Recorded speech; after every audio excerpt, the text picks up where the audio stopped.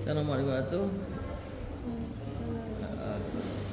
Saat ini akan membahas masalah refleksi kasus ya, yang dibawakan oleh Karisma. Ayo Karisma, silakan.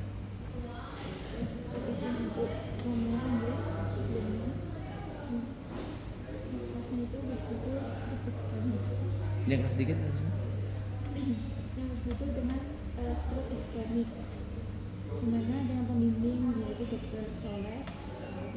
Untuk kasusnya, untuk identitas pasien sendiri ini merupakan Wan S, umurnya 64 tahun, agamanya Islam, suku Jawa, kerjaannya dia petani, alamatnya di Lempong. Ini lanjut aja. Statusnya menikah, bisa di tanggal perusahaannya 29 Juli 2025. Untuk keuangannya di Bangsal Seruni, Cutik, C7. Untuk riwayat penyakit sekarang, pasien itu datang dengan keluhan kelemahan pada kaki kanan. Munculnya itu secara tiba-tiba 1 hari sebelum masuk rumah sakit. Pasien juga mengaku sulit untuk berjalan sehingga memerlukan bantuan orang lain. Kegiatan sehari-hari pasien terutama sholat menjadi sulit sehingga terkadang pasien melaksanakan sholat dengan duduk. Pasien juga mengeluhkan pusing karena terlalu lama berbaring.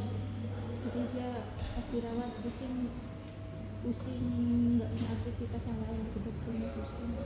Tidak ada faktor yang memperkeruh keluhan. Pasien masih bisa berkomunikasi dengan baik. Riwayat penurunan kesadarannya tidak ada, wajah merahnya tidak ada, pandangan double itu tidak ditemukan, gangguan menelan itu tidak ada, kejang tidak ada, demam tidak ada, batuk pilek tidak ada, dan buang air besar dan buang air kecilnya dalam batas normal. Riwayat berobat sebelumnya itu tidak ada. Riwayat penyakit tanggalnya, pasien memiliki riwayat hipertensi, namun itu hipertensi menahun, tapi dia itu tidak pernah kontrol. Lalu pasien ini juga suka merokok dari usia muda. Untuk riwayat penyakit keluarganya itu ada riwayat hipertensi, yaitu ayahnya. Untuk pemeriksaan fisiknya, keadaan umumnya tuh tampak baik, kesadarannya kompas medis, DJS-nya E4 M6 V5 itu baik. Belum ada tanda vitalnya, tekanan darahnya 146/78, ini meningkat. Nadinya 74 kali per menit, suhunya 36,2 derajat Celcius. Untuk respirasinya 20 kali per menit, SpO2-nya 99. Untuk pemeriksaan fisiknya, kepala, wajah, mata, telinga, hidung, mulut, leher itu tidak ada kelainan. Terus untuk pemeriksaan dada, toraks itu paru-paru diinspeksi tidak ada kelainan. Pada sampingnya juga tidak ada kelainan. Untuk abdomen sendiri saat diinspeksi warnanya itu sama dengan kulit sekitar, tidak ada asites. Jadi abdomen itu tidak ada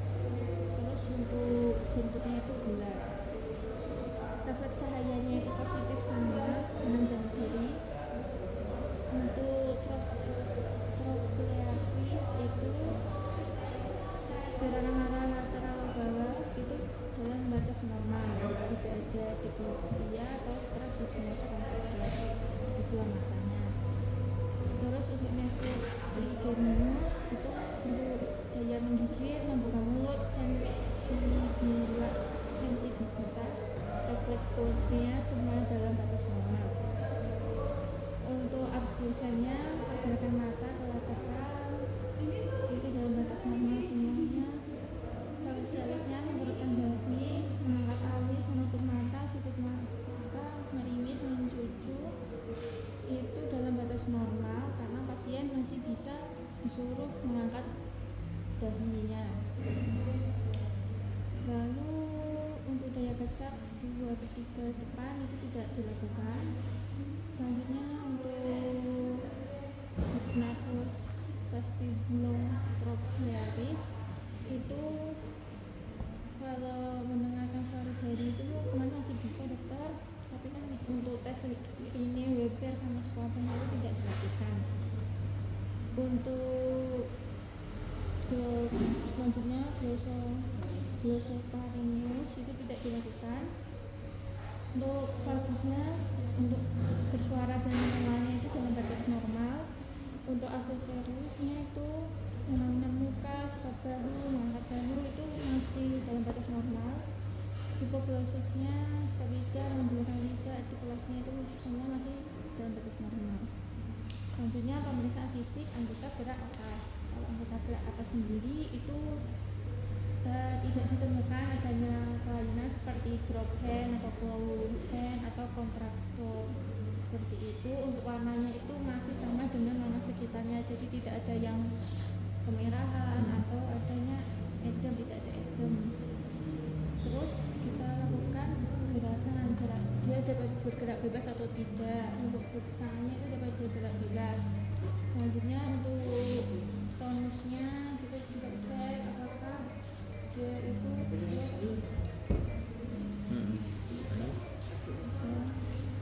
kekuatannya.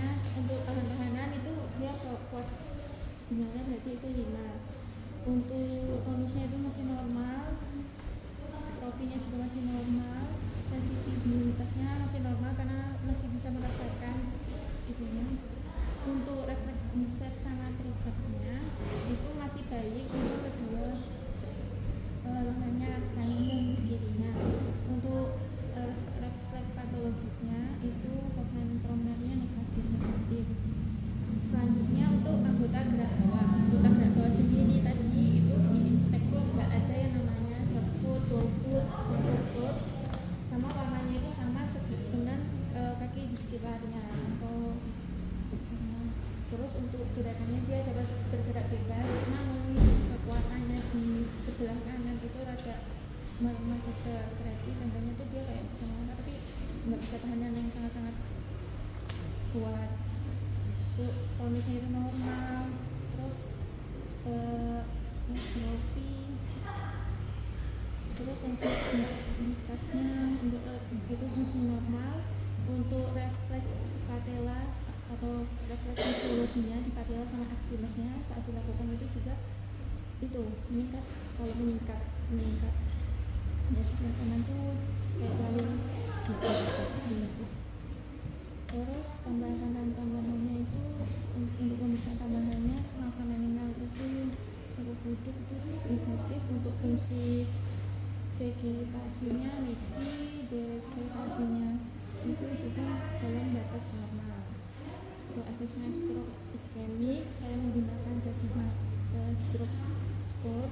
Kenapa? Karena dia tidak adanya penurunan kesadaran, terus tidak nyeri kepala, terus efek Babinskinya itu juga negatif sehingga dia masuk ke stroke iskemik. Jadi untuk diagnosisnya neurologisnya dia itu hemiparesis dextra spastik sama topisnya itu hemisfer cerebri sinistra. Untuk etiologinya dia stroke iskemik. Terus untuk diagnosis sekundernya itu hipertensi emergensi.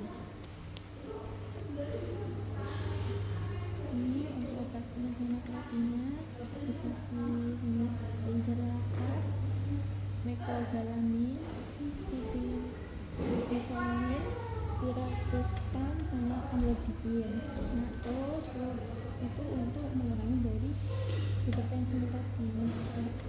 Letal SR itu bisa terus erika. Untuk non medikamentosa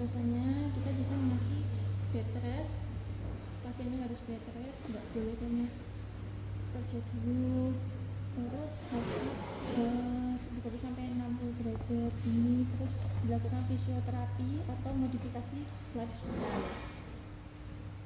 Untuk edukasinya sendiri itu menjelaskan tentang penyakit yang diderita kepada pasien dan keluarga beserta faktor risikonya. Dimana terus dijelaskan juga makan makanan yang bergizi dan menghindari makanan yang dapat memicu terjadinya hipertensi. Terus boleh juga kan karena bapaknya merokok, kita edukasi bahwa Bapak mungkin bisa mengurangi rokoknya atau lebih baik tidak merokok atau jauh-jauh dari orang yang merokok, misalnya itu bisa menjadi faktor risiko. Terus kita juga bisa menjelaskan waktu minum obat dan kontrol teratur, kita istirahatnya yang cukup. Prognosisnya dia semua. Untuk ginjal mustakanya sendiri, stroke sendiri itu kan penyakit yang menyerang pada pembuluh darah di otak, terjadinya secara mendadak dan menimbulkan defisit neurologis yang vokal biasanya. Pokoknya kalau ada 3 itu mendadak, terus pembuluh darahnya di otak, defisit neurologis vokal, itu bisa dikatakan stroke. Nah, kenapa di sini stroke iskemik? Karena dia kalau stroke iskemik sendiri itu kan dia karena adanya sumbatan, di mana dia merupakan kondisi pembuluh darahnya menyebabkan aliran darah ke otaknya itu terhenti. Jadi itu akan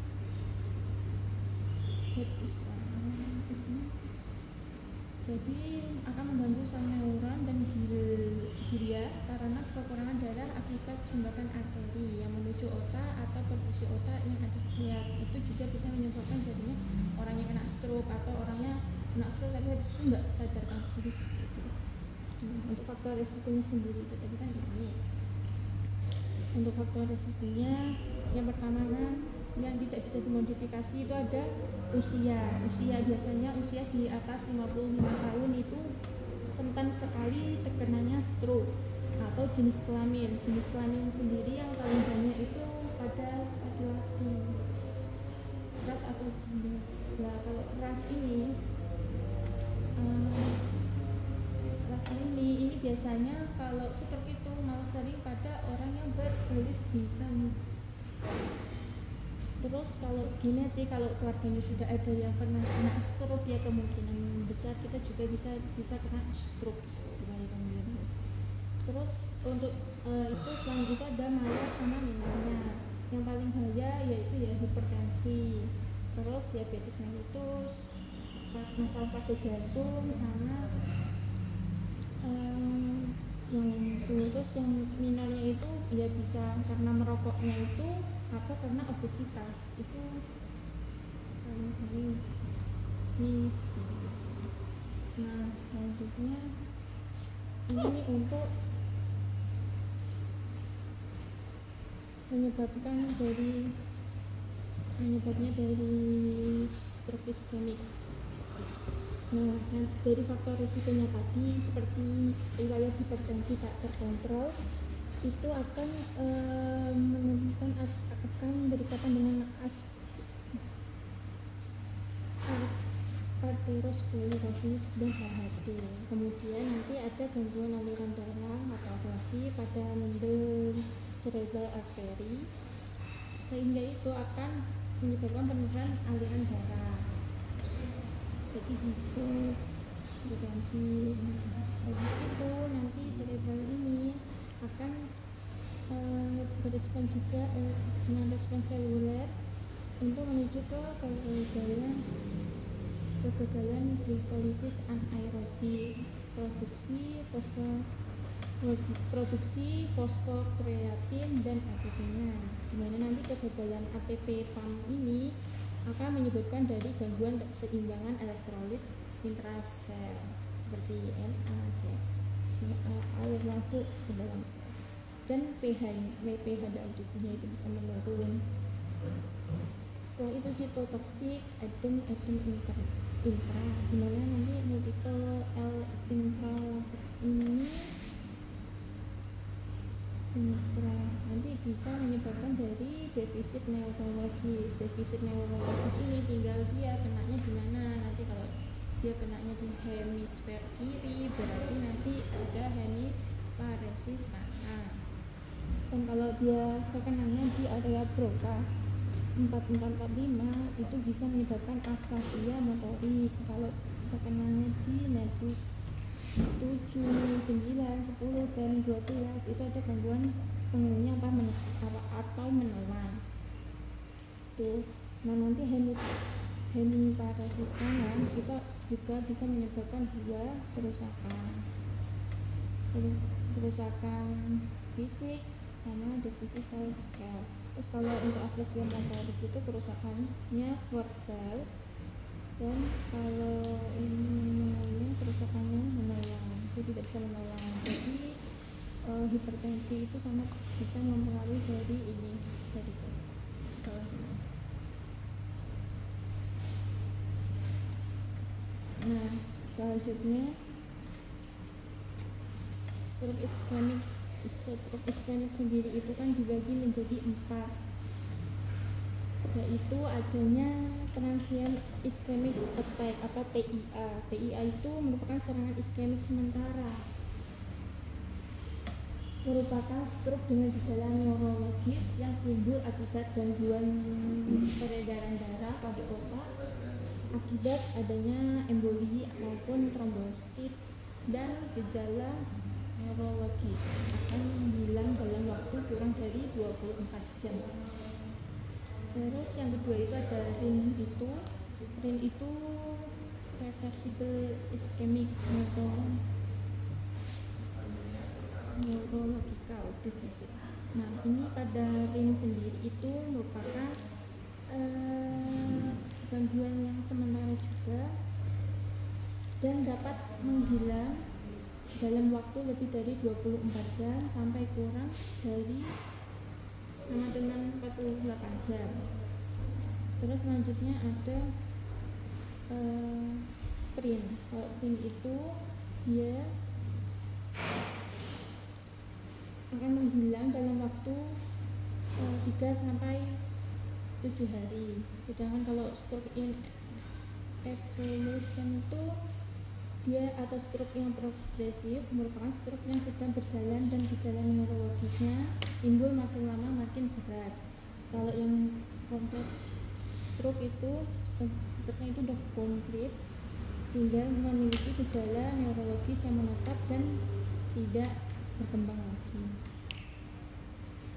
Terus untuk diagnosis stroke iskemik caranya itu bagaimana? Yang pertama itu ada anamnesis. Nah anamnesis sendiri itu kita lakukan untuk melihat dari pasiennya. Gejala stroke yang muncul itu bersifat fisik, psikologis atau perilaku. Dimana kalau gejala fisiknya yang paling khas itu kan berupa kelemahan anggota gerak, yang kanan, kiri itu kan terserah yang terkenanya. Terus dilihat juga apakah ada sensasi hilangnya sensasi di wajah, bibir tidak simetris, yang sekiranya RS itu.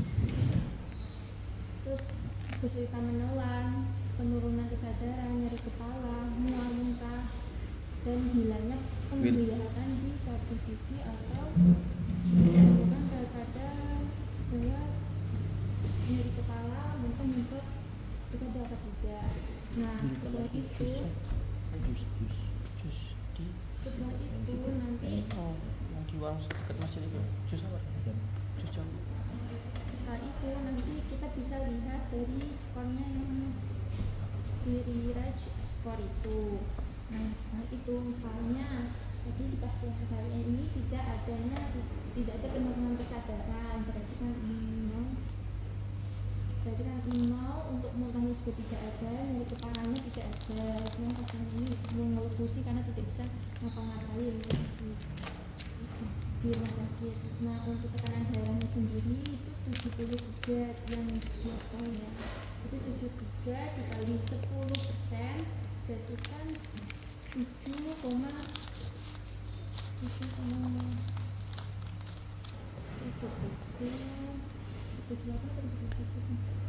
Lalu sebagai datang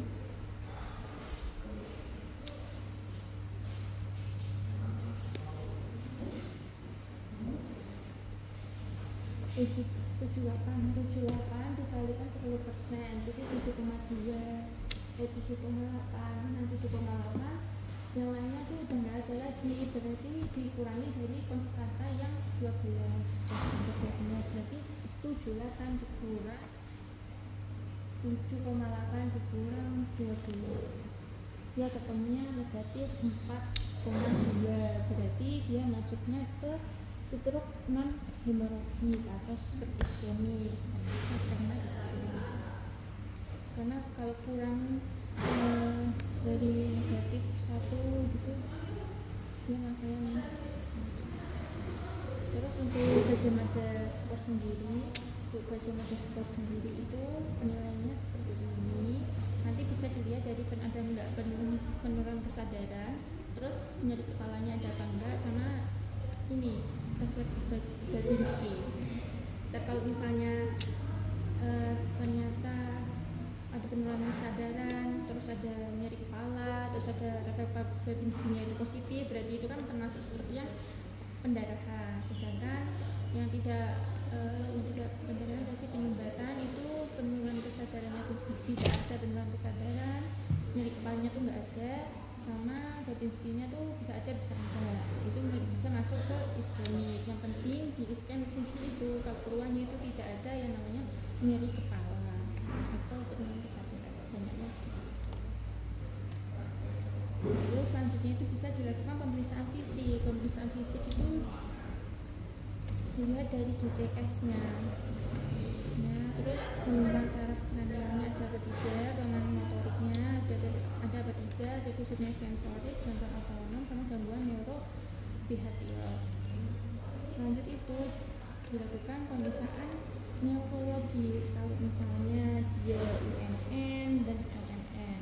Kalau UNN sendiri bisa dilihat, kalau UNN berarti refleks patologisnya itu ada positif, kalau LNN itu negatif. Nah, refleks fisiologisnya dia itu akan meningkat, sedangkan LNN dia menurun. Pada kasus ini lagi refleks fisiologisnya itu meningkat.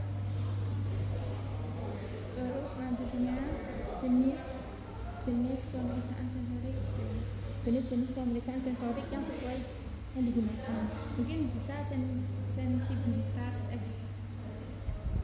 eksteroskopik atau protopati, di mana dia itu terdiri dari rasa nyeri, terus suhu dan kadar. Terus sensitivitas yang lainnya itu berupa rasa dan raba dalam. Terus sensitivitas diskriminasi 2 titik. Nanti kita tuh ada 2, 4. Terus selanjutnya diagnosis stroke iskemik.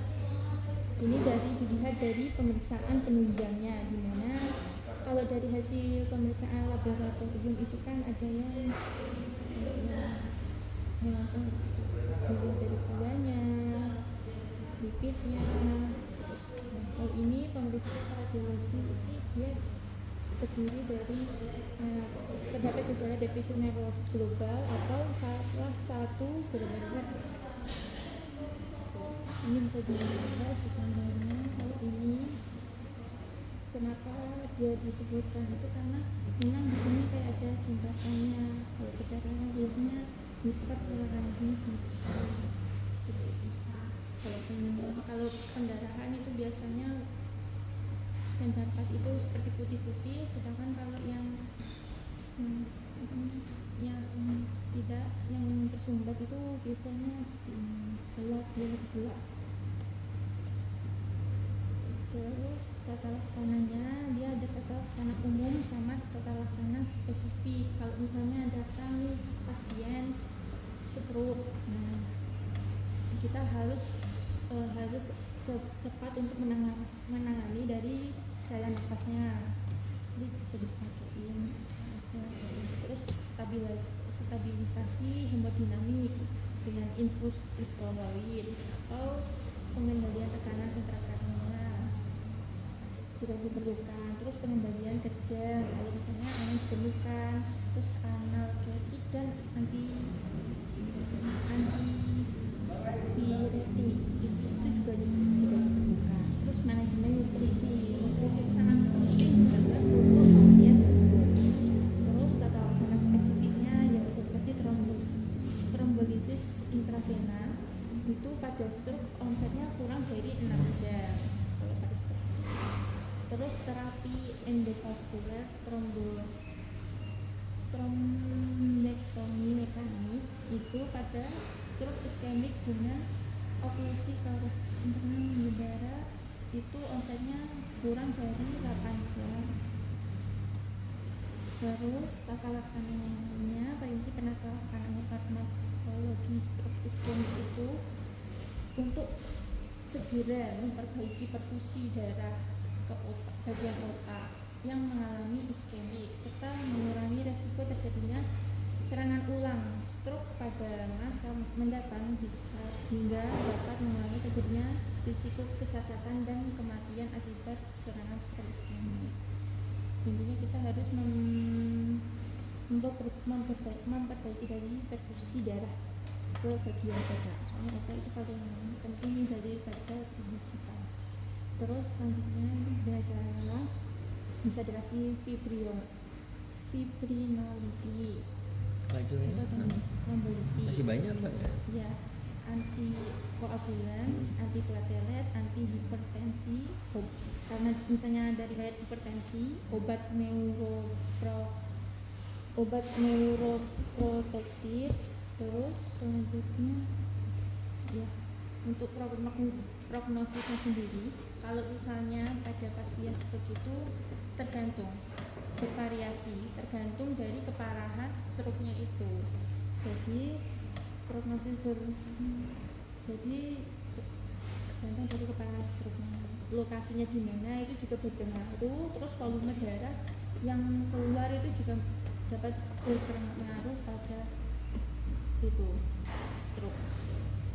Terus semakin rendah skor GCS-nya, maka semakin buruk juga prognosisnya dengan tingkat kematian yang lebih tinggi biasanya. Terus volume pendarahan yang besar memperburuk hasil klinis, terutama jika melibatkan darah di vertikal dan terkait dengan angka kematian yang tinggi. Mungkin itu.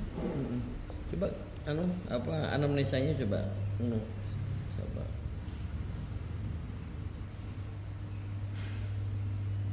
Keluhan utamanya apa? Keluhan utamanya itu lemah pada kaki. Belum kamu tulis ya tadi itu. Keluhan utama. Ini kan lewat penyakit sekarang. Keluhan utamanya tadi mana? Oh iya dok. Ini masuk. Iya, harus ada dulu. Ini kan kamu jelasin semuanya kan ya. Iya, dok. Kelemahan pada kaki kanan. Kaki kanan aja dok. Ini dia problemnya nih. Sedangkan kamu bisa lihat, coba diagnosa klinismu coba.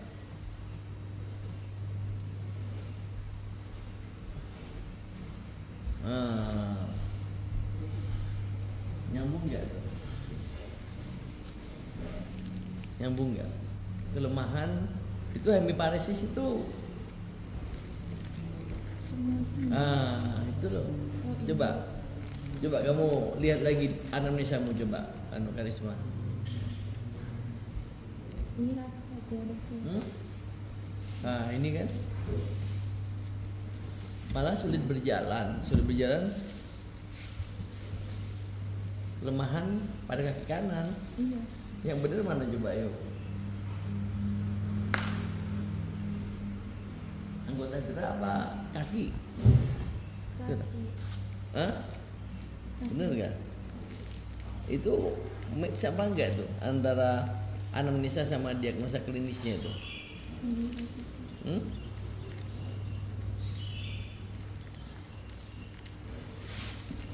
Kan enggak tuh.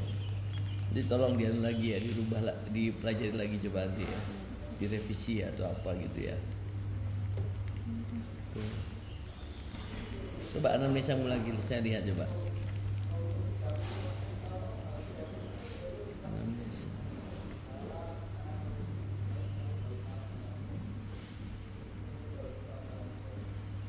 Mengeluhkan pusing. Karena terlalu lama berani pusing, ya kamu masukkan ke diagnosa klinis.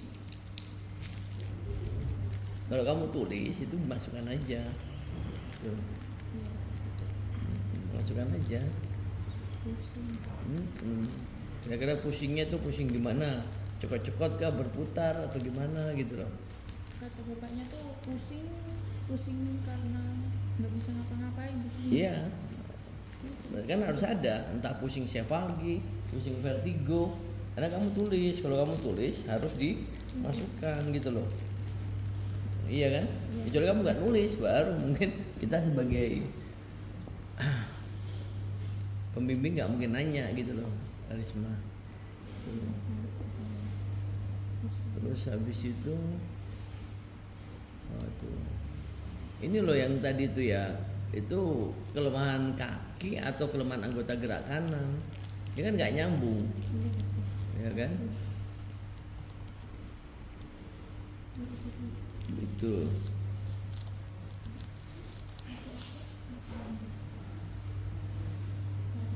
Coba untuk pemeriksaan fisiknya coba Karisma.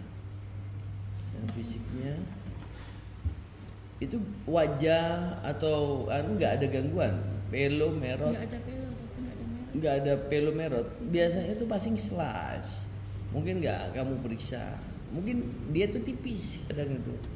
Kalau sudah kadang ada stroke itu walaupun mungkin seakan-akan tidak terlihat tapi slash itu artinya minim banget gitu loh. Ini aja coba kamu lihat anggota gerak kanan, ya kan? Minimal itu kamu periksa benar-benar, jarang gitu loh. Ini aja sama yang atas, ya kan ya. Itu harus kamu periksa, harus lebih lebih aware ya. Minimal tuh entah dia kamu suruh akan gini pasti agak sedikit itu udah masukkan aja gitu loh. Coba yang itunya, yang wajah-wajahnya nggak ada ya, wajah-wajahnya ya, wajah-wajahnya. Nervus facialisnya, terus coba nervus facialisnya mana ya? Nervus facialis. Itu harusnya kemungkinan besar tuh ada walaupun mungkin tipis gitu loh, ya kan? Terus yang lidahnya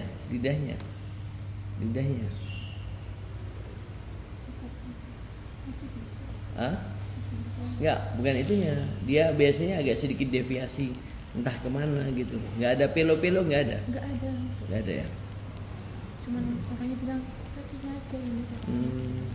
Ya gini, Karisma, kita sebagai dokter ya, sekali lagi mindset kita bukan kita ngikutin apa kata pasien. Itu yang mindset kita loh. Mindset kita adalah klinisi. Klinisi itu artinya apa? Ini juga untuk Wildan juga. Kita klinisi itu jangan kita ibarat misalnya kayak wartawan gitu loh. Kita nulis apa ya? Enggak, jangan. Tapi kita dalam otak kita sudah, kamu sudah jelasin tadi itu. Paparanmu terkait mengenai stroke kan? Itu ilmu kamu. Kalau memang ada yang nggak sesuai, coba kamu cek lagi. Itu loh maksud saya, cek and recheck gitu loh. Sampai benar-benar kamu pastikan ada ataupun tidak gitu loh.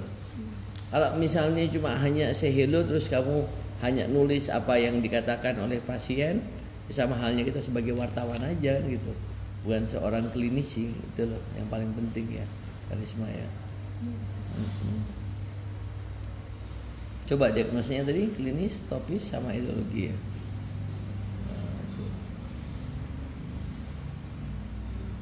Stroke iskemik ya. Sirirat skor atau Gajah Mada skor kamu gunakan? Dua-duanya bisa digunakan, Dok. Tapi yang ini saya menggunakan yang Gajah Mada. Gajah Mada. Soalnya pada urutan ini penurunan kesadarannya tidak ada, nyeri kepala tidak ada, refleks Babinskinya juga dilakukan tidak ada. Jadi saya tadi tuh nyeri kepalanya itu direpresentasikan dengan pusing. Paham maksud saya? Itu loh yang kamu nggak gali. Iya nggak? Kamu nulis tapi kamu tidak gali lebih jauh. Pusingnya seperti apa? Itu loh maksud saya. Karena kamu tulis. Kalau kecuali kamu nggak nulis lo ya, mungkin saya nggak nanya. Tapi karena kamu nulis, tadi kamu cuma bilang apa? Pusing aja ya kalau nggak salah ya. Iya, pusing. Pusing aja. Pusingnya jenisnya seperti apa? Ya kan? Apakah dia pusing berputar, pusing cepet-cepet? Enggak, berputar cepet-cepet tidak dokter. Iya, maksud saya kan nggak tahu. Tapi kan kita sebagai pembimbing kita pasti wajib menanyakan kan. Sedangkan kamu kan tidak menulisnya gitu loh. Sehingga kalau memang seperti itu coba kamu lihat yang Gajah Mada skor. Kalau ada nyeri kepala berarti apa? Itu berahan. Hah? Iya, itu loh. Ya terlepas CT scan itu kan hal yang beda. Tapi kita akan berbicara sesuai dengan anamnesa, diagnosa fisik kayak gitu loh, sama skor yang kamu tulis gitu loh. Itu agak lebih ini lagi sama Karisma. Minimal kayak Wildan kemarin tuh loh. Saya bukan muji tapi minimal kayak gitu. Ya. Minimal kayak gitu. Misalnya kita sebagai pembimbing itu mencoba untuk membaca alur pikiran kamu, membaca tulisan kamu, membaca apa yang ada dalam pikiranmu kan gitu. Ya. Oke. Ya nanti dibenarin lagi ya khususnya untuk anamnesanya kalau memang ada pusingnya bagaimana. Terus begitu pula apakah itu benar-benar cuma kaki saja itu loh. Karena jujur gini loh. Kamu kalau bilang kaki berarti diagnosa klinismu bukan hemiparesis. Gitu loh, apa itu? Bukan paraparesis, monoparesis. Gitu loh.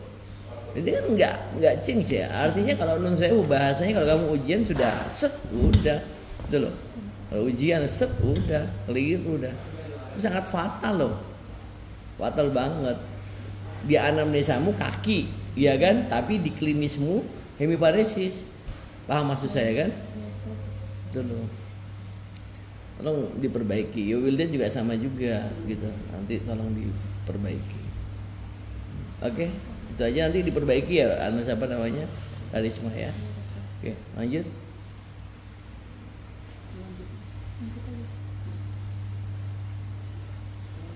Yang itunya agak cepat aja Karisma. Yang apa? Nanti kamu kirimkan semuanya aja.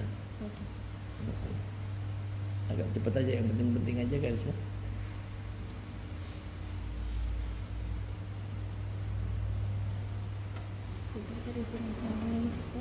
Ini merupakan BPPV atau Proximal Postural Vertigo. Untuk identifikasinya sendiri, nama RM, perempuan, 23 tahun, mahasiswa, alamatnya di Candi, belum menikah. Riwayat penyakit sekarangnya itu keluhan utama pasien itu pusing berputar, misalnya 7 jam sebelum masuk rumah sakit lokasinya. Faktor memperingan saat memejamkan mata atau setelah konsumsi obat. Faktor memperberat saat berpindah posisi dari tiduran ke berdiri saat menggerakkan kepala dengan cepat, jadi pusing gitu. Terus keluhan lainnya mual, kadar, muntah ada, badan terasa lemas, ulu hati terasa terbakar, mulut pahit, demam tidak ada, batuk pilek tidak ada, BAB, BAK itu kayak batas makanan. Riwayat penyakit sekarangnya, pasien datang ke rumah sakit Sujono dengan keluhan pusing berputar sejak 7 jam. Pasien mengatakan pusing berputar muncul terutama pada saat berpindah posisi dari tiduran ke berdiri. Pusing berputar semakin parah ketika pasien menggerakkan kepalanya dengan cepat. Pasien mengatakan bahwa 1 minggu yang lalu pasien juga pernah mengeluhkan keluhan yang sama dan demam, namun membaik setelah minum obat. Namun setelah itu keluhan muncul kembali yang membuat pasien datang dan kemudian dirawat. Setelah dirawat, pasien mengatakan masih merasakan pusing berputar. Pusingnya berputar dirasakan semakin memburuk. Apalagi kalau misalnya perutnya itu pas lagi sakit, gitu dokter, nanti dia pusing lagi. pasien juga mengatakan bahwa dia membutuhkan bantuan untuk ke kamar mandi karena dia berasa akan jatuh seperti itu Pak. Itu RPD-nya ada riwayat keluhan serupa ada itu 1 minggu yang lalu. Asam lambung ada, dia punya asam lambung atau GERD. Sosial ekonominya pasien merupakan mahasiswa belum menikah, pasien tinggal bersama orang tuanya menggunakan BPJS. RPK keluarganya tidak ada keluarga yang sama, tidak ada riwayat hipertensi, diabetes. Status dan rasa keadaannya baik, keadaan pasiennya baik, kesadarannya kompos medis, GCS-nya E4V5M6, tekanan darahnya 107/72, nadinya 69 kali, suhunya 36,4 derajat Celcius, RR-nya 20, SpO2-nya 98. Ini pemeriksaannya dalam batas normal semua. Pemeriksaan nafas cranialisnya, hidungnya dalam batas normal, optikusnya dalam batas normal, dengan ukuran pupilnya 3 cm, bulat, simetris kanan kiri sama dalam batas normal. Untuk pergerakan bola mata dalam batas normal, membuka mulut, menutup maunya, menggigit, refleks kornea, sensitif itu dalam batas normal. Pergerakan bola mata ke lateral itu juga dalam batas normal. Dia masih bisa mengerutkan dahi, mengangkat alis, mengembungkan pipi, bisa lanjut aja kalau nggak dapatkan. Ini juga dalam batas normal semua. Untuk status neurologis yang anggota gerak di kanan itu gerakannya bebas, kekuatannya 5, dia masih kuat, tonusnya normal terus, trofinya normal, terus refleks fisiologisnya dalam batas normal semua. Jadi positif. Kalau yang patologisnya dia nih Pak. Kalau kanan sama itunya sama tadi, bagian atas, bagian bawahnya sama juga, yaitu kekuatannya masih bagus, tidak ada kelainan sama sekali. Untuk tes tambahannya dia menggunakan head impulse test. Itu positif, waktu diginikan terus digerakkan seperti ini dia kayak ketinggal gitu. Terus tes Rothberg itu saat berjalan, saat berdiri, sebelum membuka mata dia sedikit kayak main-main gitu, pusing dokter. Terus tandem walking testnya sedangnya gini-gini juga sulit karena dia terlalu pusing. Terus diagnosis klinisnya dia pusing berputar terus. Diagnosis topisnya suspek sistem vestibular perifer, dan diagnosis etiologinya dia BPPV, ini paroxysmal positional vertigo.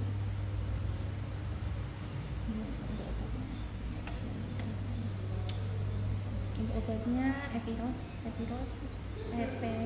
eperison, mecobalamin, terus alprazolam juga untuk ini. Selanjutnya definisi dari BPPV itu merupakan gangguan vestibular yang paling sering ditemui dengan gejala rasa pusing berputar diikuti mual dan muntah dan keringat dingin yang dipicu oleh perubahan posisi kepala terhadap gaya gravitasi tanpa adanya keterlibatan lesi di susunan saraf pusatnya. BPPV itu adalah sebuah kelainan yang dicirikan dengan vertigo berulang yang diakibatkan perubahan posisi kepala seperti melihat ke atas, mengganti posisi saat berbaring atau saat mencoba meluruskan posisi tubuh, kurang membuku. Itu juga dapat bikin pusing. Terus pada kasusnya kasus BPPV itu otokonia, suatu kalsium karbonat yang terbentuk di makula utriculus terlepas dan coba gini aja, siapa namanya Karisma? Ini kan kamu sama halnya membaca. Kalau membaca jelaskan aja dari gambarnya seperti apa itu loh, tanpa membaca itu. Jadi nanti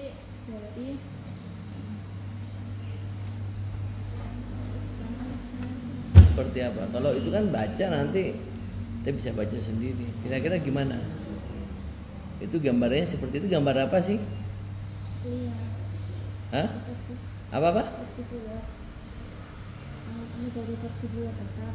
Terus Itu nanti kan itu gambaran vestibulum, terus habis itu apa-apa itu apa-apa? Coba. Tuh, gambarannya jelasin gitu coba. Kan biar enak kita.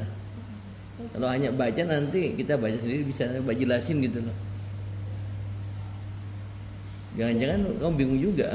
biasanya ada pasien yang terkena BPPV itu lokasinya tuh yang tersering itu ada di kanalis yang itu yang posterior itu Dokter.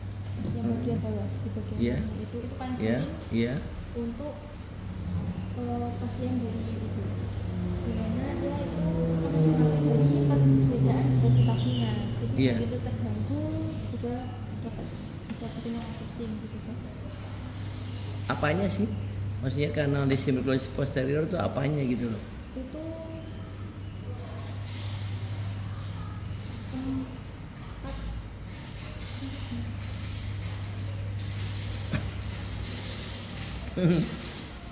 ya itu yang posisi tempatnya Dokter. Iya bener, tempatnya bukan masalah tempatnya itu, apa namanya karisma. Kenapa bisa seperti itu? Itu kan ada autokonia, ya kan? Terus ada apa otolit-otolitnya, rambut-rambutnya itu seperti apa gambarannya gitu loh. Artinya kan kamu harus paham kenapa bisa terjadi vertigo gitu loh. Itu kan kanalis-kanalisnya tuh. Ya kan ada kanalis apa semi sirkularis posterior, ada yang horizontal, ada yang anterior kan gitu kan ya. Itu kenapa bisa terjadi pusing? Itu kenapa gitu loh. Udah lanjut dulu, nanti baca lagi, jelasin saya lagi nanti ya. Ini untuk etiologinya. Untuk etiologinya sendiri itu ada yang idiopatik tanpa penyebab yang jelas. Tiba-tiba orang bisa seperti ini, bisa 50-70% kasus. Yang paling sering terjadi itu pada orang lanjut usia. Kenapa? Karena diagnosis atau karena adanya penuaan itu bisa kan organ-organ dalam tubuh juga akan berkurang, jadi sehingga dia bisa terus untuk sekundernya atau faktor pencetus lainnya itu bisa karena trauma kepala, baik trauma kepalanya ringan ataupun berat itu juga dapat menyebabkan dari atau riwayat dari jatuh itu bisa menyebabkan efek sampingnya itu jadi vertigo atau BV. Oke, lanjut aja. Terus selanjutnya pasca bedah itu juga bisa mempengaruhi migrain vestibular juga dapat mempengaruhi. Faktor risikonya itu berjenis kelamin perempuan. Kenapa perempuan? Mungkin karena banyak pikiran ya Dokter. Iya pikiran. Jadi karena perempuan itu sering banget Pikir. Nah, berat pikirannya tuh. Banyak banget pikirannya tadi. Mungkin sudah ketemu sama pasien itu. Terus defisit itu kurangnya vitamin B juga bisa, atau keadaan osteoporosis orang tua, terus tingginya kolesterol dalam darah juga bisa. Ya oke, lanjut ya. Diagnosisnya dengan cara anamnesis, kita tanyakan bentuk serangan vertigonya itu seperti apa, pusing berputar atau goyang melayang. Terus sifatnya, bedanya apa tuh pusing berputar sama goyang melayang? kalau berputar tuh kan kita melihatnya kayak putar-putar, kalau melayang tuh kayak dia kayak Sekarang AKT itu ada berapa alat keseimbangan tubuh? Alat keseimbangan tubuh. Kan kamu kan bilang gitu. Sekarang kalau misalnya pusing berputar, tadi kamu bilang tadi berputar, goyang atau melayang, ada berapa alat keseimbangan tubuh? Itu penting itu. Yang menyebabkan pusing berputar itu kenapa, ayo?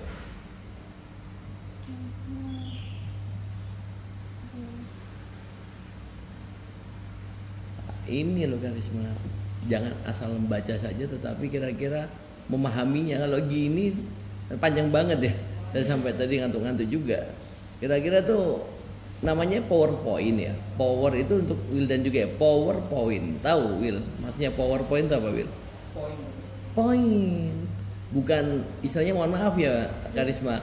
Kamu mindahin tulisan ke PowerPoint. Ini kan aduh. Ini sama hanya kita membaca buku nanti ini. Mohon maaf ya, ini koreksi juga nih untuk misalnya Wildan kayak gini juga. PowerPoint. Kamu poin-poin aja, kalau perlu nggak usah seperti ini. Gitu loh. Pointernya ini kamu halnya apa ya? Mindahin tulisan itu ke PowerPointmu sehingga tidak ada apa ya? Namanya aja power. Poin-poinmu itu mengandung power. Gitu loh. Kayak tadi aja kamu tak tanya tentang kanalis nggak paham ya kan? Ini pun juga sama juga sehingga kita bingung gitu loh. Mendingan sedikit ya kan, tapi kamu bisa menjelaskan itu lebih enak gitu loh. Sekarang bedanya antara pusing berputar sama goyang atau melayang. Harus tahu dulu kira-kira alat keseimbangan tubuh di manusia itu ada berapa. Kita harus tahu. Yang paling penting ada berapa alat keseimbangan tubuh coba. Karena nanti berbeda. Kan beda pusing berputar, goyang atau melayang kan beda. Itu yang biasanya sering terjadi pusing berputar ataupun goyang ataupun melayang. Gitu loh, ya. Nanti dicari lagi aja Karisma. Oke, lanjut aja dulu. Dicari lagi aja ya. Ini kan kayak gini loh, waduh Karisma. Ini caranya. Iya, nggak usah terlalu banyak begini. Ini sama halnya saya bisa nanti sampai jam 3 kita baca itu gitu loh. Coba kamu terus kamu lihat apa PowerPointmu coba. Lanjut dah ini lanjut dah ini kan. Tolong nanti lebih lagi ya untuk siapa namanya Will dan juga Will ya. Poin-poinnya aja kamu kalau perlu apa cuma gambarnya aja, nggak usah tulisannya, kamu jelasin ke saya itu lebih gitu loh. Ya nanti beberapa PR itu coba diganti diperbaiki lagi ya PowerPoint-nya. Lebih apa ya, poin-poinnya aja lah, nggak usah terlalu banyak seperti ini. Bagus sih bagus, cuma kan akhirnya tidak apa ya, audien itu tidak tahu apa sih poinmu tuh apa gitu loh. Nah, saking banyaknya kan begitu. Kalau bisa itu cuma apa ya, satu slice itu cuma 5, tapi itu sudah merangkum seluruh penjelasanmu terhadap gambar itu gitu loh. Ya. Oke. Lanjut. Nanti dicari ya, KT itu dicari ya. Nanti bedanya antara berputar sama melayang ataupun goyang itu beda pasti. Oke, lanjut aja. Lanjut apa? Pembahasan apa lagi sekarang ini? Yang itu. Apa itu? Satu join. Oh, oke. Itu aja. Yang aja yang kamu temukan aja, siapa namanya Karisma? Biar bisa lebih simpel lagi, cepat lagi.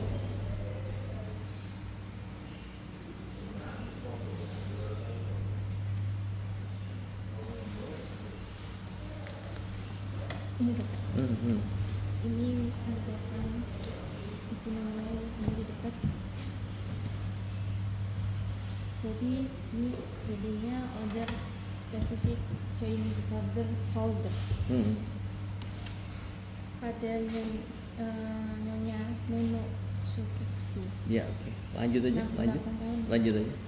Keluhan utamanya nyeri bahu sebelah kanan. Lanjut. Onsetnya udah 2 bulan yang lalu, bahu kanan, nyut-nyutan hingga ke lengan. Sakitnya tuh 6 katanya. Kualitasnya hilang timbul dokter. Faktor memperingan ya kalau udah habis minum obat atau dia tidak melakukan aktivitas yang terlalu berat. Ini jika terlalu berat aktivitas akan memperberat nyeri.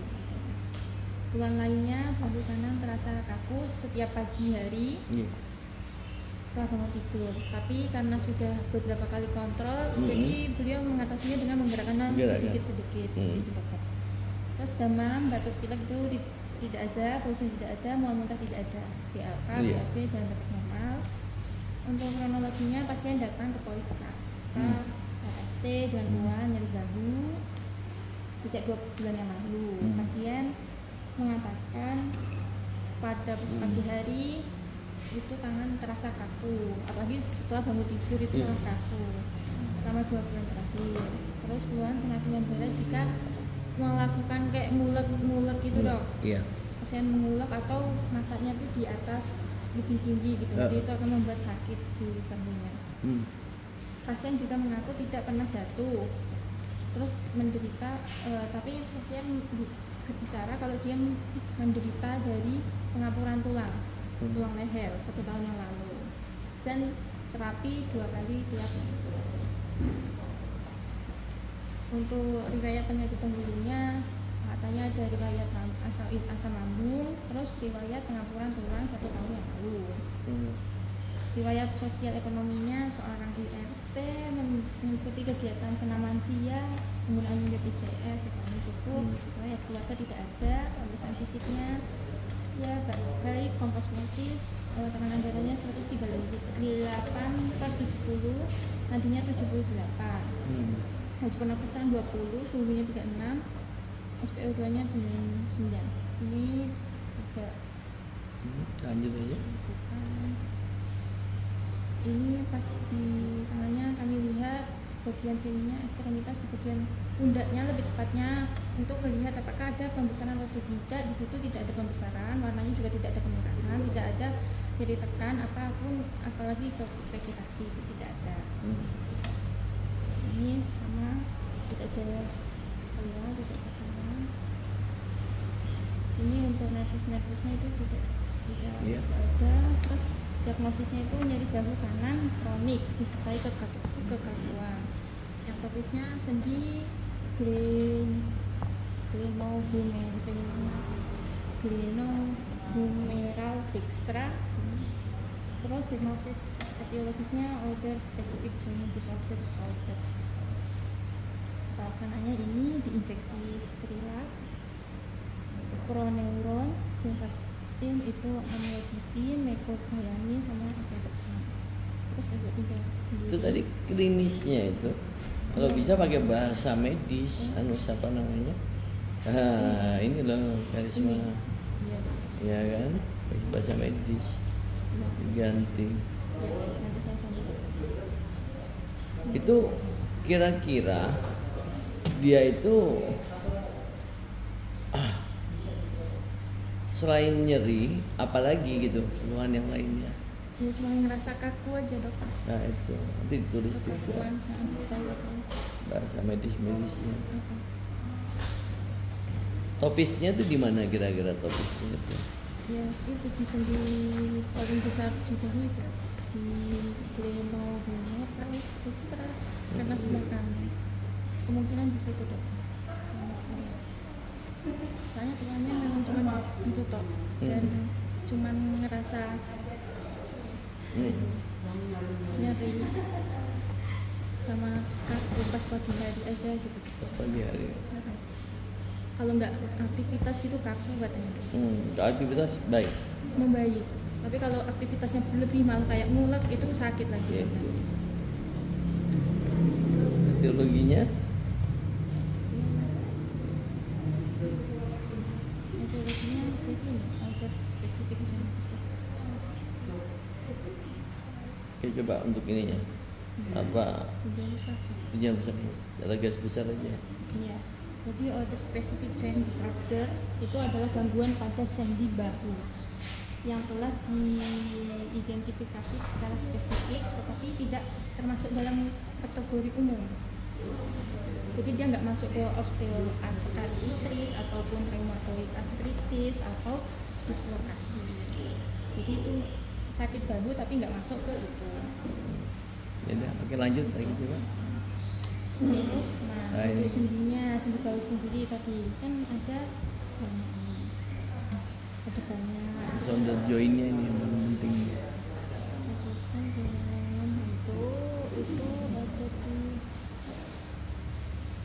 Blue.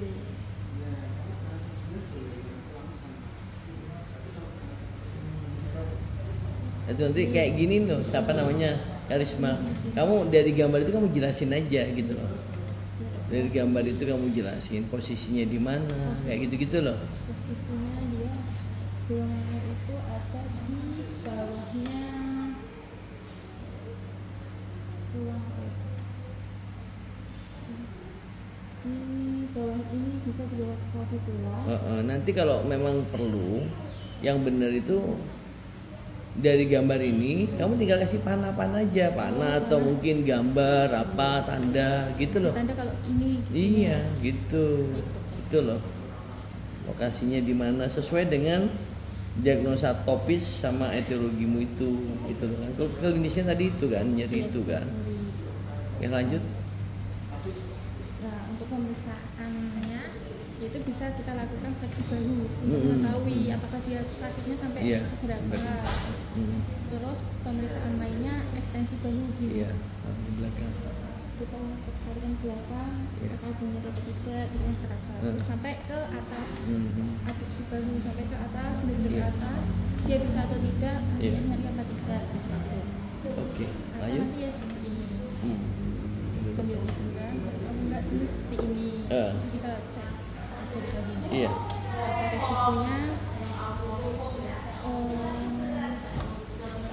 Bisa disebabkan karena usia paling banyak. Soalnya semakin tua kayaknya semakin banyak penyakit seperti jenis kelamin juga bisa.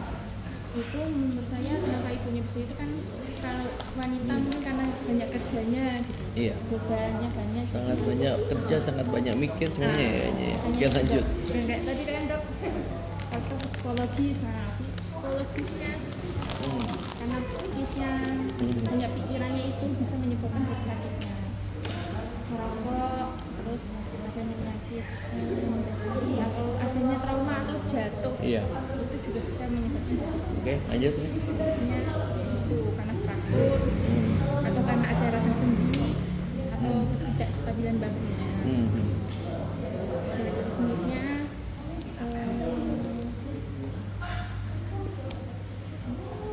biasanya itu adalah nyeri. Ini disebut ini, soalnya pastinya menyebutkan nyeri, terus keterbatasan geraknya, jadi nggak bisa kayak gini, seperti ini, terus hilangan kekuatannya itu hilang. Terus kata fisiologisnya, yaitu untuk karena nanti misalnya bisa jadi karena adanya gangguan rotator atau penyakit yang lain, atau adanya trauma atau ada nyeri leher, nanti itu akan terbentuknya jaringan fibrosis. Terbentuknya jaringan fibrosis itu akan menyebabkan dari perlengketan daerah bahu. Nah, nanti karena perlengketan itu menyebabkan dari kurangnya dari cairan sinovial, penyusutan, sehingga nanti terjadinya penyusutan kapsul sendi, terus berkurangnya ekstensibilitas kapsul sendi, sehingga yang dirasakan pada bahunya itu akan bahunya spes atau dan nyeri gitu. Artinya bahunya akan nyeri karena gangguan itu. Untuk mendiagnosis ini sendiri itu banyak, harus ada pemeriksaan dan anamnesis, pemeriksaan sama pemeriksaan terlebih dahulu, dimana nanti gejalanya tadi kan nyeri dan kekakuan sendi bahu, penurunan mobilitas, sama bisa disebabkan oleh artritis atau apa yang lainnya. Nah, ini di sini saya masukkan ke kode 625.81 itu karena order specific joint disorder shoulder regionnya tuh di bahu kanan, jadi 81 spesifiknya ini diagnosisnya dia bisa pemeriksaan penunjang pakai X-ray, lanjut, MRI, terus USG gitu. Terus tata laksananya diistirahatkan, atau hindari gerakan yang memperparah sendi. Kalau istirahat aja kan kata ibunya kemarin sakit, jadi ya aktivitas yang sebagainya aja. Terus kalau tes dingin atau hangat kalau misalnya ada infeksi, terus konsumsi obat-obatan kayak ibuprofen, nyerinya terus kortikosteroid Hmm. injeksi itu untuk inflamasinya, terus bisa dikasih saran untuk fisioterapi dokter agar tidak terus injeksi juga bisa. Ini latihan. Oke. Nanti itu aja yang diagnosa klinisnya tuh. Iya. Sama powerpointnya itu loh. Apa?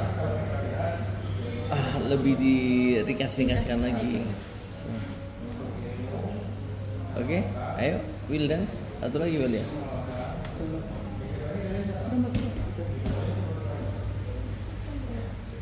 Apa? Tukar tempat aja. Will. Kamu sini aja Will, biar suaramu ya.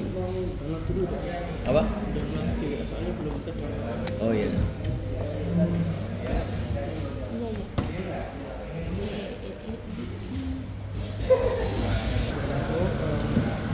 Izin untuk menjelaskan untuk kasus yang itu low back pain. Jadi untuk identitas pasien untuk namanya itu R usianya 68 tahun. Lanjut ya Will. Terus untuk riwayat penyakit sekarang atau langganan, jadi pasien datang itu dengan keluhan nyeri punggung bawah kanan dan kiri sejak 3 hari yang lalu.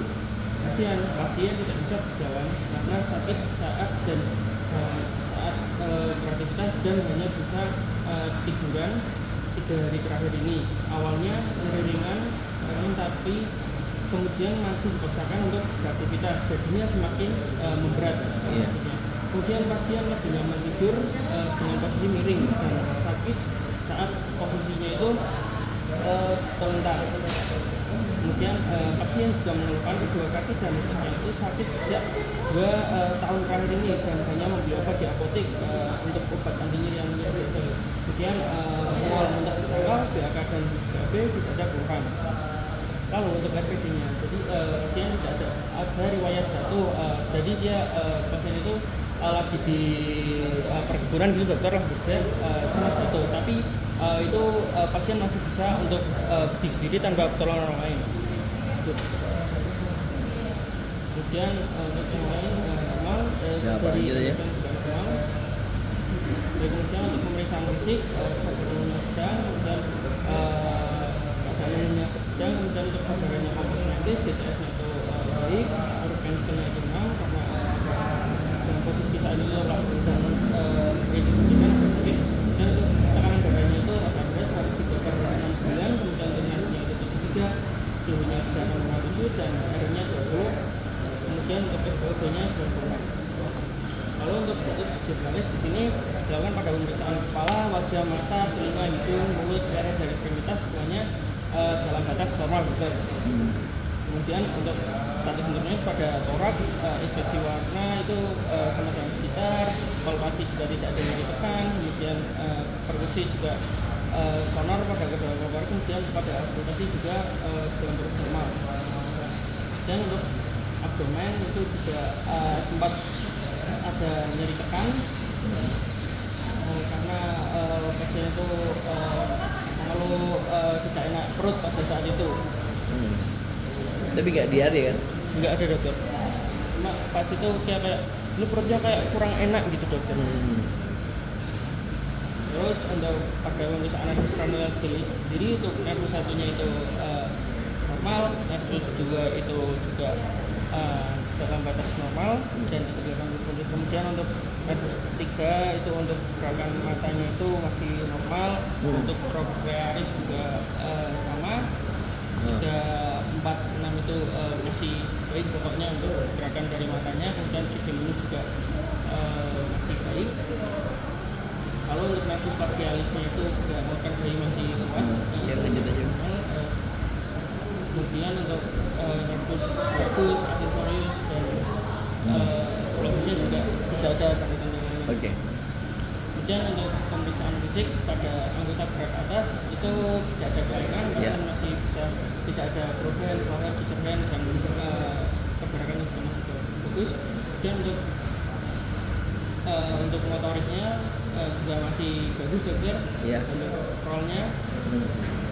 Lalu untuk anggota gerak bawah itu untuk inspeksi itu normal, tidak ada kelainan, ada sistem motorik juga, ini bisa menggerakkan. Iya.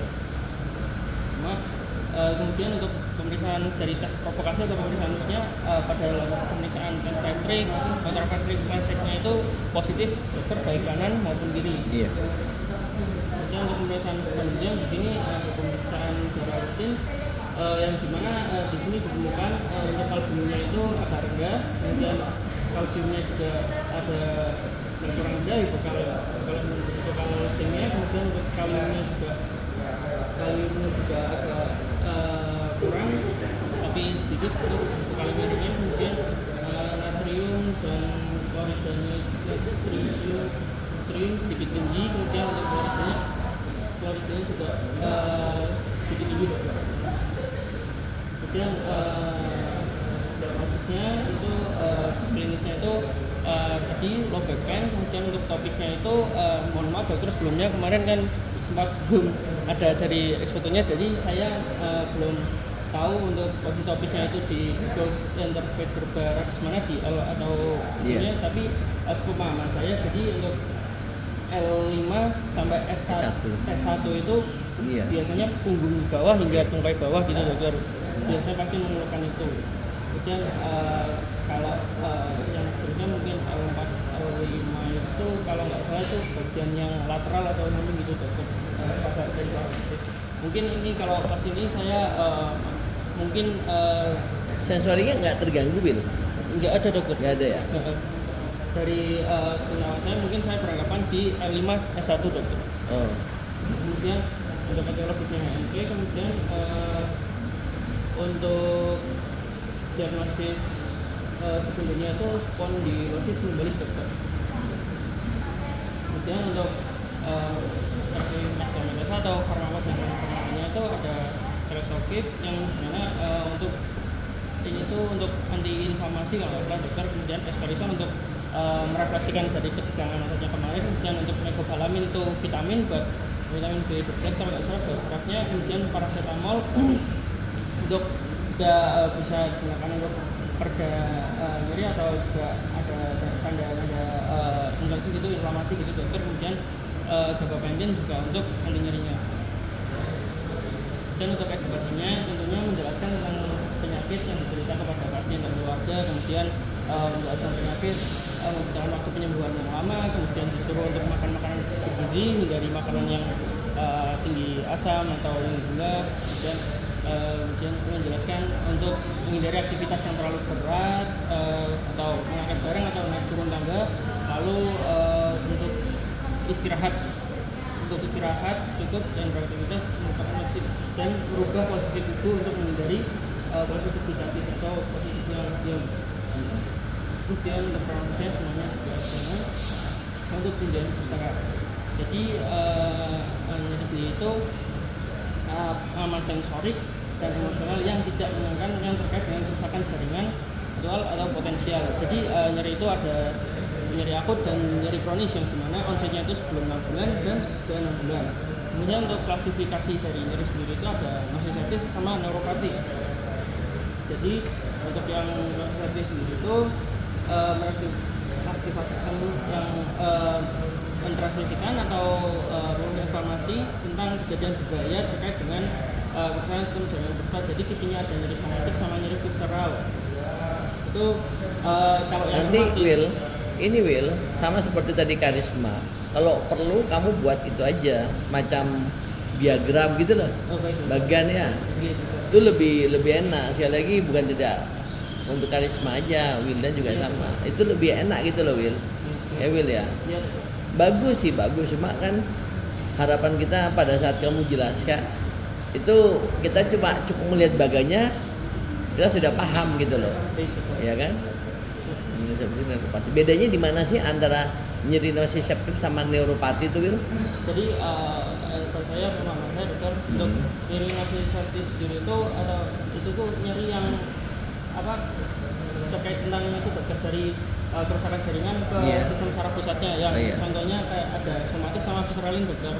Kalau yang somatik biasanya nyerinya itu kayak tusuk-tusuk. Dan betul. Kemudian kalau yang visceral itu biasanya nyeri kayak akibat itu dokter tumbul. neuropati. Untuk neuropati sendiri itu kayak penggambarannya itu kayak rasa ya terbakar, tembak atau tertusuk itu dokter, dan bisa juga malah mati rasa gitu dokter atau kesemutan. Nah untuk jenis dari neuropati itu ada sentral, sama perifer gitu dokter. Misalnya kalau sentral itu karena dari pasca stroke atau cedera tulang belakang. Kemudian untuk yang perifer sendiri biasanya sifatnya vokal dokter. Simetris gitu dokter. Nah ini bagus ini penjelasan saya. Ini saya senang ini gambar ini. Coba jelaskan. Untuk mekanisme dari nyeri sendiri itu yang pertama kita lihat ada dari transduksi dokter. Yang dimana transduksi itu stimulus, jadi ada stimulus berbahaya, contoh seperti trauma, ada inflamasi atau kerusakan jaringan itu nantinya itu dirasakan oleh kalau itu reseptor di perifer kulit, otot maupun sendi. Nah, nantinya itu stimulusnya itu dikonversi menjadi bentuk listrik. Transmisi ya. Oke, lanjut. Di transmisi itu dibawa melalui kalau salah saraf perifer apa ya tuh? Ini saraf perifer. Lanjut. Saraf perifer. Ke kemana ini? Kemana? Nantinya naik ke otak dokter. Bukan, belum. Dia transmisi itu ke kornu apa dulu itu kamu tulis itu? Sumsum tulang belakang, kornu anterior. Kornu apa? Kornu anterior. Frontal itu. Kamu udah ada gambarnya, ayo. Sebelum dimodulasi itu loh, dari dorsal. Dorsal. Ya, terus bentar transmisi kan bagus ini. Transduksi, transmisi, modulasi ya. Baru dari modulasi itu dia dikirim ke otak itu, otak. Disitulah dipersepsikan. Itu bagus ini yang sering digunakan untuk menggambarkan patofisiologi nyeri ya ini memang ya. Jadi untuk di akhirnya nanti pada saat persepsi, jadi nanti otaknya itu memproses sinyal itu dari pengalaman sensorik atau tadi yang sempat didefinisi ada pengalaman emosional juga dokter. Nantinya itu menjadi rasa nyeri gitu. Nyeri itu ya sangat unik gitu loh. Antara satu orang dengan orang lain beda-beda. Karena tadi tuh itu loh, apa tuh? Ada apa tuh? Persepsi. Persepsi itu antara satu orang lain, orang satu dengan yang lainnya beda-beda gitu loh mempersepsikan nyeri. Makanya bagi si A itu nyeri, tapi belum tentu bagi si B gitu loh, karena ada persepsinya itu.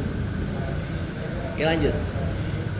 Untuk definisinya mungkin dari juga tanya dari itu gangguan muskuloskeletal akibat ekonomi yang tidak tepat atau dampak dari postur tubuh yang buruk, kaku, saraf terjepit dan kelemahan otot.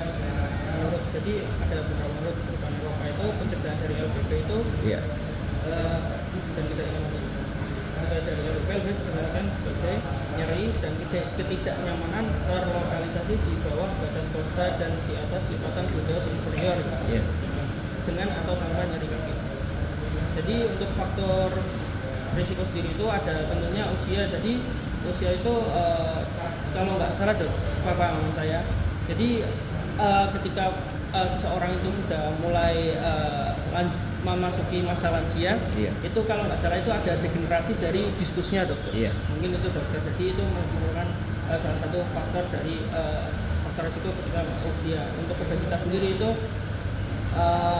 ketika seseorang tambah gemuk atau tambah berat itu biasanya juga berpengaruh pada itu dokter pada lumbalnya itu dokter.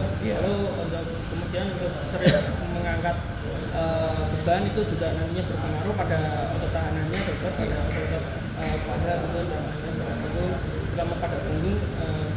Kemudian untuk pekerjaan yang mungkin duduk terlalu lama, kemudian ada juga dari rokok dokter. Jadi untuk epidemiologinya itu lanjut aja. Ini etiologinya mungkin dari untuk penyebab tersering itu penyebab mekanik seperti trauma pada berbeda, status maupun jaringan lunak sebenarnya. Kemudian ada juga tadi juga proses degeneratifnya itu dokter. Yang juga ada dari penyakit-penyakit, ada penyakit dari diskus kembali, degeneratif, ada infeksi, genoplasma, trauma, penyakit metabolik, kongenital, autoimun, dan ada beberapa lainnya. Kemudian untuk nyeri pinggang atau LBP itu diklasifikasikan sesuai onset, ada akut, subakut, dan kronis. Yang waktunya itu beberapa minggu, kemudian untuk yang subakut itu 6 minggu sampai 2 bulan. Kemudian untuk yang kronis lebih dari 3 bulan. Kemudian juga diklasifikasikan juga berdasarkan dari penyebab juga, bisa dari nyeri pinggang bawah atau tidak spesifik, dan bisa marah juga, kemudian bisa nyeri pinggang bawah non spesifik. Nah, untuk patofisiologi sendiri itu jadi ada beberapa proses diajar dari usia lansia, kemudian ada perubahan postur tubuh karena biasanya karena trauma primer dan sekunder, kemudian dari obesitas. Dan nantinya seperti itu ada pasnya masing-masing. Contoh pada usia lansia itu terjadi fibril artilaku padat dan tidak teratur. Lanjutnya itu ketika ada stres mekanis pada diskus lumbar bawah, nantinya terdapat perubahan dehidrasi berat sehingga terjadi dehidrasi nukleus khusus. Lalu dengan itu ada penekanan akar saraf ketika keluar dari kanal spinalis, dan nantinya itu berakhir pada LBP-nya itu, dokter. Kemudian untuk yang obesitas itu kan kalau kelebihan beban pada lumbar sakralnya, dokter. Kemudian nantinya itu pembentukan struktur lumbar abnormal, intinya mengakibatkan rusaknya pembuluh saraf, dan nantinya terjadi hiperalgesia atau nyeri pada neuron di sekitar mati, pada rasio lumbar sakral, dan berakhir pada HMP, dokter. Nah, untuk yang perubahan postur tubuh di bagian itu bersekunder. Untuk yang primer, contoh primer itu secara spontan, contohnya itu kecelakaan. Kemudian untuk yang sekunder adanya penyakit HNP, osteoporosis, spondylitis, itu bisa ada osteoporosis juga.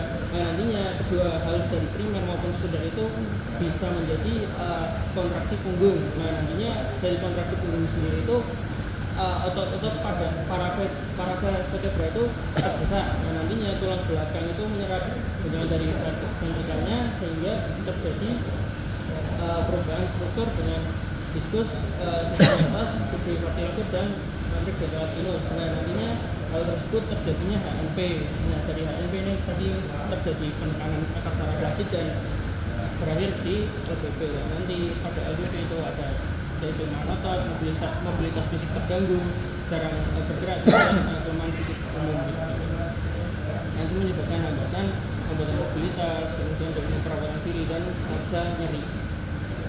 Kemudian tanda dan gejala dari LBP sendiri itu nyeri di area punggung bawah, kemudian rasa sakit yang menyengat dan membakar, rasa menjalar dari punggung bawah bagian belakang paha, terkadang bisa di bengkai bawah atau kaki, termasuk dirasa kesulitan, kemudian kejang dan sesak otot, kemudian nyeri nunduk setelah lama berjalan berdiri, kemudian jalan berdiri tegak, jalan atau berpindah dari berdiri ke duduk.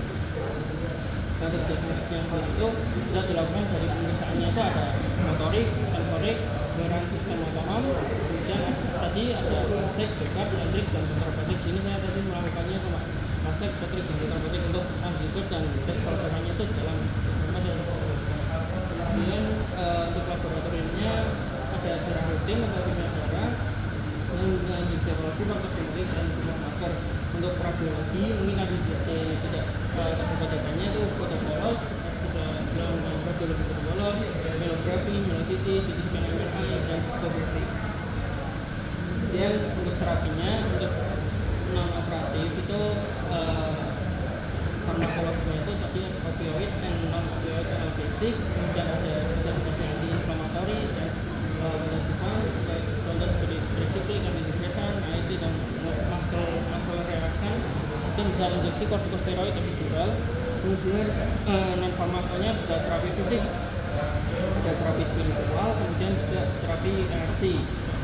Itu bisa ada terapi thermal, massage, terapi fisik, pijat. Terapi musik kayak gimana tuh? Terapi musik tuh saya belum tahu. Jadi Musiknya pilih musik kayak gimana? Gambus, dangdut? mungkin kayak itu ya, apa dokter, kalau yang nggak apa-apa sih, relaksasi. Bisa, iya dokter, yang tipe-tipe kayak relaksasi gitu dokter. Iya. Mungkin musik-musik yang kayak suara, Iya, cuma nanti suara gitu. PR untuk kamu, Wir. Iya, Carikan terapi terapi musik. musiknya musik apa tuh, Wir? Pada LBW ya kan, musik pada LBW baik. Penting itu. Nanti saya cari lagi dokter. Kemudian terapi akupunkturnya adalah laminectomy dokter. Iya, dah. Lanjut, ya. Kemudian komplikasinya itu bisa di disabilitas, kemudian kelainan bentuk. Depresi bisa, Wir ya? Itu dokter, karena depresi itu mungkin nggak spesifik dari LDP-nya. Iya. Mungkin karena dia mungkin ya nanti biasanya itu berawal dari disabilitasnya dokter. Iya. Ketika orang mungkin disabilitas, dia otomatis tidak bisa melakukan aktivitas dari lainnya seperti biasanya dokter. Iya. Dan nanti hal tersebut mungkin bisa memicu stres dan menjadi depresi. Mungkin itu dokter sepemahaman saya. Kemudian lalu untuk kelainan bentuk, dia mungkin pasiennya nanti susah untuk berdiri tegak, nanti artinya bungkuk gitu. Kemudian untuk kegiatannya melakukan aktivitas dengan benar, olahraga yang bersifat punggung, kemudian hindari turun tangga terapi dan tidak menggunakan sepatu bergerak tinggi. Kemudian untuk olahraga yang membuat otot punggung bisa berenang, sepeda, renang, menaik, Iya. jalan santai. Kemudian juga memperhatikan posisi tubuh, hindari naik turun tangga, mengeluarkan banyak atau yang mengeluarkan banyak tenaga. Kemudian kalau bisa itu pada poin ini untuk overall yang lainnya tidur atau beraktivitas lainnya gunakan kalau bisa itu dengan bubuk gitu dokter. Iya. Kalau saat memakai sandal itu juga misalkan sandal mungkin itu saja. Oke, makasih, Wir.